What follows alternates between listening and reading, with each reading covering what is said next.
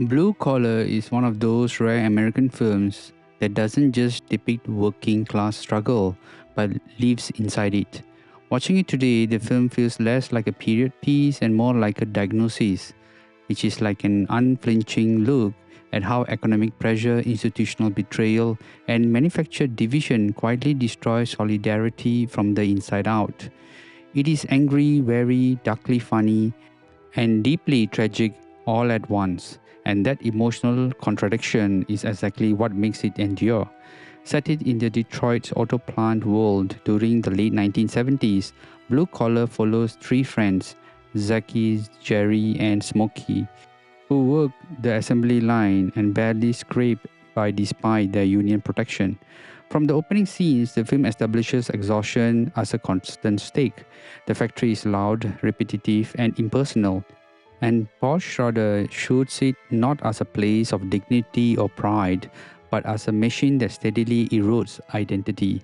This isn't the romanticized labor of earlier Hollywood films. This is a labor as attrition. Richard Pryor's Zaki is the film's emotional center, and his performance is one of the most important of his career.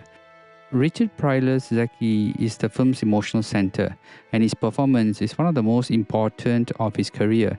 Known primarily at the time for his stand-up comedy, Pryor brings humor here not as relief, but as defense. Zaki jokes because the alternative is despair. Pryor gives the character a sharp intelligence and moral clarity that makes his frustration feel earned. He understands that the system is broken and he is still clinging to the belief that honesty and solidarity might count for something. Now, that belief becomes the film's most painful liability. Harvey Keitel's Jerry is quieter and more inward and visibly worn down. His anger is not explosive like Zaki's but corrosive. Jerry represents the worker who has internalized defeat, who knows the game is rigged, but he keeps playing because stopping feels even more dangerous. Keitel plays him with a simmering resentment that never fully vents, and that repression is key to the film's emotional collapse. Yaphet Kotto Smokey sits between them, practical, guarded, and cautious.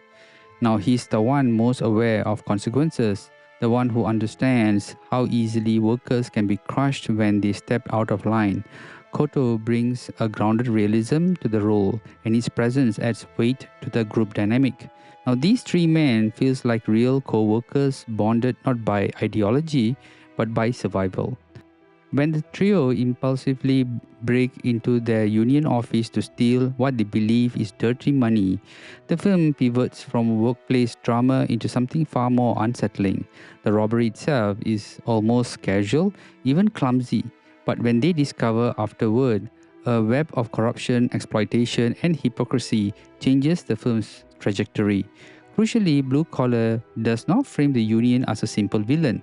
Instead, it presents bureaucracy as a mirror of corporate power, equally capable of self-preservation at the expense of the people it claims to protect. Now, this is where Paul Schrader's worldview becomes unmistakable.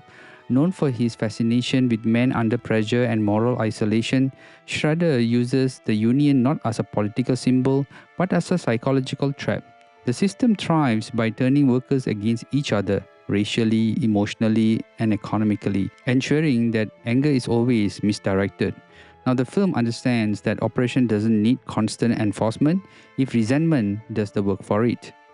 One of the most devastating aspects of Blue Collar is how quickly unity fractures once fear sets in. Trust erodes, conversations become defensive, loyalty turns transactional. The film does not romanticize class solidarity. In fact, it interrogates how fragile it becomes when survival is at stake. Schrader refuses to offer a comforting narrative here about brotherhood overcoming adversity.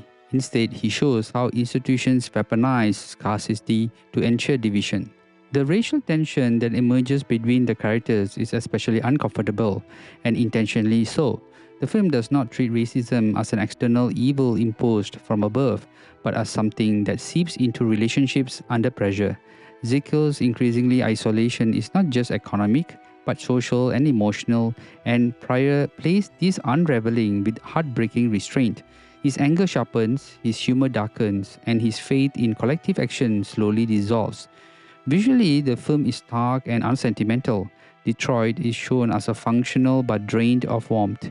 Interiors feel cramped, offices feel sterile, and even domestic spaces offer little refuge. The cinematography avoids stylization, allowing performances and dialogue to carry the emotional weight. In modern restorations, the film's grain and muted color palette reinforces its documentary-like honesty rather than detract from it. The dialogue is raw, often profane, and painfully authentic. These characters speak the way people do when they are tired of pretending. SCHRADER allows conversations to run long enough for discomfort to settle in, and arguments feel unresolved because in real life they usually are. There are no speeches designed to inspire, only conversations that expose fault lines. Now, what makes Blue Collar particularly powerful is its refusal to assign clean heroes or villains among the workers themselves. Everyone is compromised. Everyone makes choices shaped by fear. The tragedy of the film is not that the system wins, but it's that the system doesn't even need to fight very hard. The workers do the damage for it. When the film reaches its conclusion, there is no catharsis, no uprising, no meaningful reform. What remains is bitterness, loss, and a profound sense of betrayal. Zeki's final position is especially haunting, not because of what he does, but because of what he has learned. Now, the film suggests that awareness without power can be just as isolating as ignorance. Upon its release in 1978, Blue Collar was confrontational and divisive, arriving at a moment when America was grappling with deindustrialization, inflation, and the slow erosion of labor power. Decades later, the film feels eerily current. Replace the factory with warehouses, the union office with corporate HR, and the pressure remains fundamentally the same. The language may change, but the dynamics endure. What gives Blue Collar its lasting relevance is its honesty. It does not pretend that working class life is noble suffering or the solidarity is automatic. It shows how dignity is constantly negotiated, how anger can be both righteous and destructive, and how systems over power rely less on overt cruelty than on exhaustion and mistrust. This is not a comforting film, and it was never meant to be.